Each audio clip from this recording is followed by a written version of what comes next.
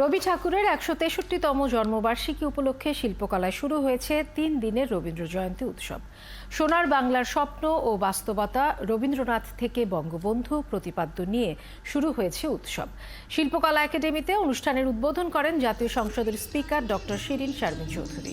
জাতীয় সঙ্গীতের মধ্য দিয়ে শুরু হয় উৎসব। এরপর স্মরণ করা হয় সদ্য প্রয়াত শিল্পী সাদি মোহাম্মদকে। প্রথম দিনে সমবেত সঙ্গীত, আবৃত্তি, নৃত্যনাট্য পরিবেশন করেন শিল্পীরা। এতে গান করেন শিল্পী রেজওয়ানা চৌধুরী বন্যা।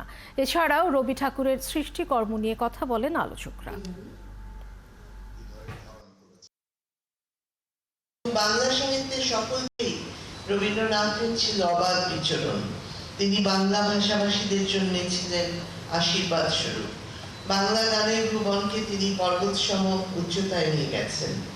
জীবনবোধ এবং সুন্দরের গুণকীর্তন রবীন্দ্রনাথের সকল লেখনীর মাঝে একই সুরে অনুরণিত হয়েছে। জাতি হিসাবে আমরা অত্যন্ত সৌভাগ্যবান। আমরা পেয়েছি বিশ্ব রাজনীতির পোয়েট অফ পলিটিক্স, খ্যাত জাতির পিতা বঙ্গবন্ধু শেখ মুজিবুর রহমান এবং বিশ্ব সাহিত্যের সম্পদ কবিগুরু রবীন্দ্রনাথ ঠাকুরকে।